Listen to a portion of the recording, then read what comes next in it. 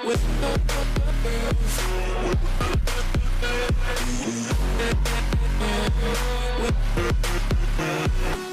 what is up guys, Clasp here, and today we're going to be talking about sleep. In this video I have 5 tips for you to help you fall asleep and improve your quality of sleep. So even if you're someone who has no trouble falling asleep and you seem to wake up after a full night's sleep and you still feel tired, these tips might help you more than you know. First tip, which is probably the most important tip and something that you probably already know, and that is you should be sleeping in a dark room. Now that sounds obvious, but how dark does this room have to be? I'm talking dark. Your body is so sensitive to light. Since your body is covered in photoreceptors, which sync you up with the sun, right? Our bodies are so in tune with nature that we want to be awake when the sun is up and we want to be going to bed when the sun's going down.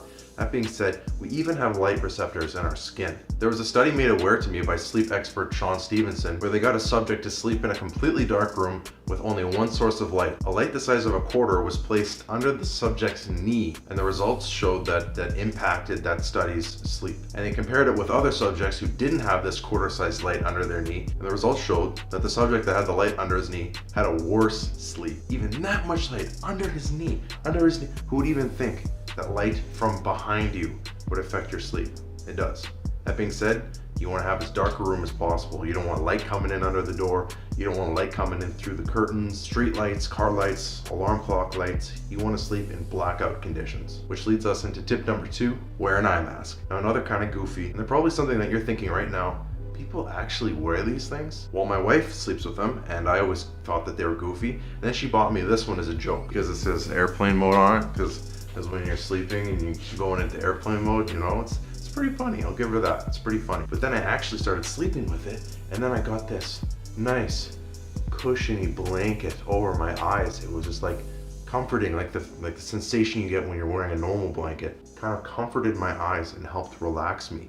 At the same time, it helped black out the room because at the time we lived in an apartment on the 3rd floor. There was a street light right outside of our window that just blasted through the curtains. And all of a sudden I started sleeping with this eye mask and I was getting good sleeps. Who would have known? So yeah, I do recommend eye masks. While we're on the subject of gadgets that help you fall asleep, I'm going to talk about something else I didn't think would work, and that's a mouth guard. Why? Because I snore. All right, there, it's out there. It's out there in the open. I snore, and that's not a great situation for the person snoring, and it's an even worse situation for the person who has to sleep beside you listening to you snore.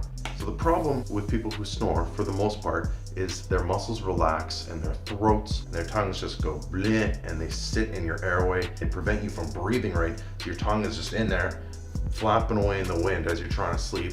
And yeah, you're sleeping through the night like a baby. You're snoring, so that must mean you're in a deep sleep. But you're not getting air. You're not getting air to your body. You're not getting air to your brain. So you sleep all through the night. You wake up, you're exhausted. You feel like you've just run a marathon. Yeah, because you haven't been getting any air. So what this thing does, it's just like an athletic mouth guard that you put in your mouth to protect your teeth, except it pulls your jaw forward a little bit. So when your jaw is forward, it opens up your airway. Now again, I thought this was goofy. I didn't want to wear it. The first couple nights sucked. I'd wake up with sore teeth for some reason. But hey, I felt rested. I felt great in the morning. So would I recommend a mouth guard for sleeping? Yes, if you snore, and if you don't, who knows, maybe it'll improve your sleep. Tip number 4, and this kind of plays off the light tip that you heard earlier. I'm talking about blue light.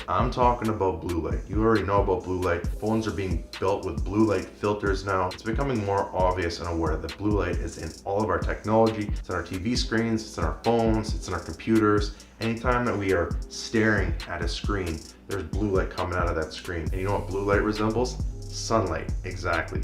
So you're in your room, it's 1 a.m., you're on your phone, your eyes think that it's a nice sunny day. So what happens then? Your melatonin, which is the sleep hormone that your body produces to make you fall asleep, doesn't get made because, hey, it's a sunny day. It's a sunny day in this phone. It's a sunny day in my computer screen. 1 hour of screen time delays your melatonin production by half an hour. So if you're on your phone an hour before bed, you know for sure after you turn your phone off, you're gonna have to wait at least half an hour before that melatonin starts to kick in and make you fall asleep. So if you spend 3 hours gaming and then another 2 hours on Netflix and then you spent an hour on your phone before you go to bed and you're wondering why you can't sleep, no, you don't have insomnia, you doofus. You're just spending too much time in front of screens before you go to bed. That being said, possible solution, you could have a curfew, decide I'm gonna stop going on my phone at this time. This time is bedtime. You know, it seems like a simple solution, but that's because it is a simple solution. Or on your phone, like I said earlier, phones have blue light filters, so you can swipe your phone down, go to that blue light filter option and you turn that filter up. I have mine on at like 3/4 all the time. You should be able to tweak your settings, you know, in your laptop at least for sure. I'm not sure about TV, but definitely cutting that blue light down will give you a lot easier of a time falling asleep. And my final tip for you is to exercise, or just be physical throughout your day. If you live a very sedentary lifestyle, you might not be tired at the end of the day because your body hasn't done anything. I know, man, the days after football practice, I couldn't wait to go to bed. The days after I was strongman training, I couldn't wait to go to bed. The days where I was working out in the gym hard, doing a rigorous routine, that's why I couldn't stay awake late. When you're working out regularly and you're going through that vigorous exercise with weights or whatever taxes your body throughout the day, will give you a much easier time falling asleep. Then you appreciate the bed so much more. You don't feel bored when you're lying in bed waiting to fall asleep because that's what you're supposed to do. Your body's gonna be like, oh yes, I've been waiting for this piece. You're gonna get under the covers, you're gonna be in love with all the soft materials around you. Your body's gonna finally relax, your leg muscles are gonna relax, your body's gonna relax.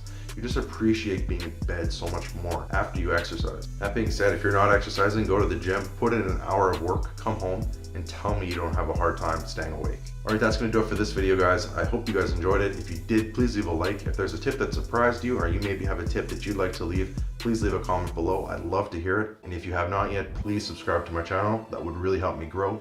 Clasp out.